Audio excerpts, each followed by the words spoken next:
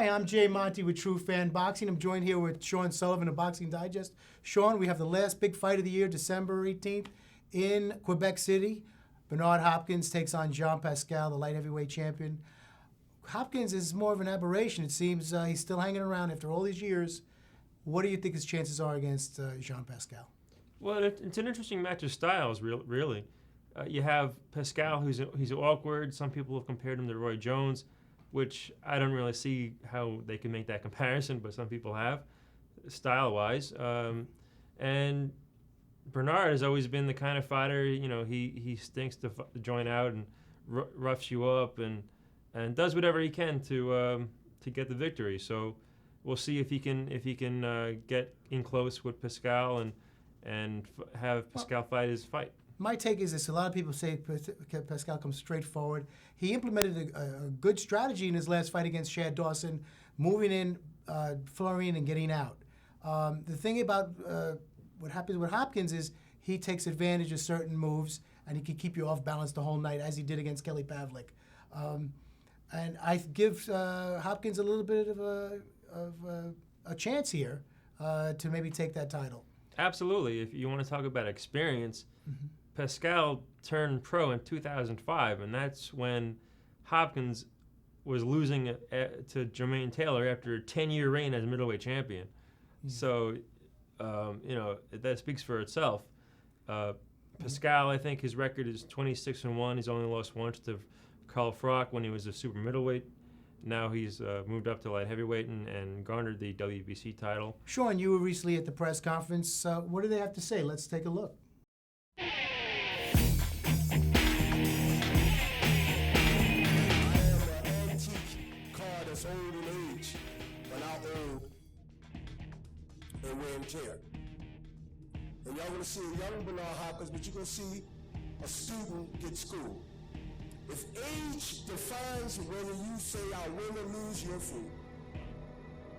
Because age, if you're younger, you're younger. It doesn't mean you're smarter. It doesn't mean you're craftier. That means that you're a young driver, but you're a high risk. And you're more accident prone than me. If he makes one mistake,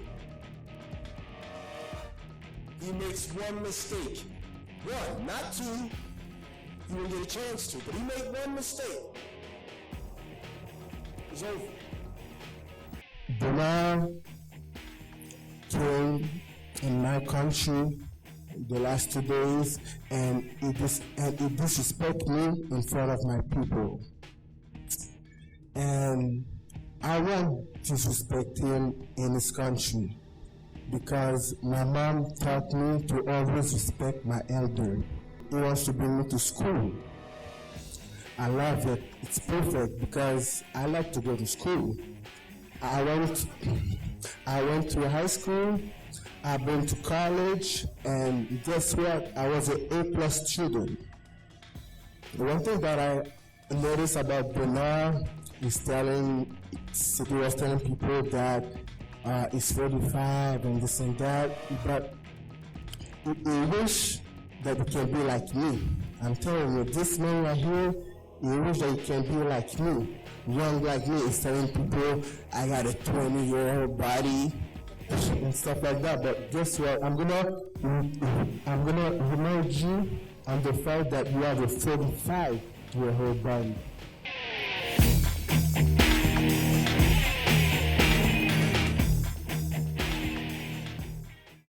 There's a saying in boxing, you never know. When you get older, when you step in the ring, the legs are not there, it might not happen.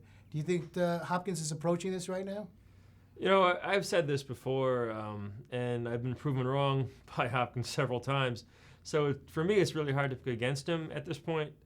I thought that he would be in too much when he fought Tarver, and he proved me wrong. And then when he fought Pavlik, I thought Pavlik might be able to take him. Didn't work. So really, I can't pick against Hopkins again. He just keeps proving me wrong over and over again. You're right, and the experience might be a factor in this fight. I just want to talk about another Golden Boy fighter recently, quote, retired, We don't know what he's in limbo. Ricky Hatton, basically just his career collapsed at age 31. You see a person like Hopkins, a fighter like Hopkins, keeps going on and on and on. What's your take on Hatton? Do you see him coming back anymore? Right. Well, it's an interesting comparison. They're basically polar opposites in both style and lifestyles. Styles in the ring are very important to fighters' careers, and if you have a style like Hatton did, and you're just basically a come-forward, face-first brawler, you're gonna burn out pretty quickly. Right. And when you're a crafty, defensive kind of fighter like Hopkins is, you're gonna last.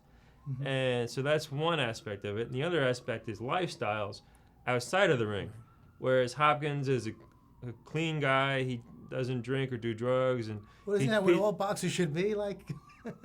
Well, that's their prerogative. But exactly. Hopkins is the kind of guy, he stays in shape constantly. He's always in the gym.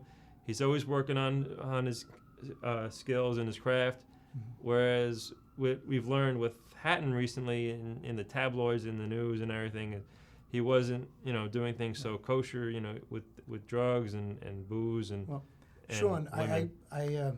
I caught up with the golden boy himself, Oscar, and here's what he had to say. Obviously, I wanna wish him all the best. He needs help. He's down and out, and as a fellow fighter himself, I wanna hope he comes out through it good, alive and well, and I give him all my support. It's very difficult time in life for him, but we wish him all the best. Well, that was an interesting take of one fighter on another. For Sean Sullivan, Boxing Digest, I'm Jay Monte, TruFan Boxing.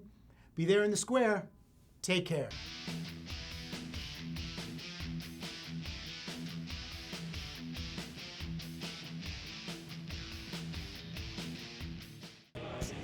Want more? Go to inasectv.com to connect with the world of sports. Real-time updates, blog postings, and all the action you can handle in a sec. inasectv.com, connecting you to the world of sports.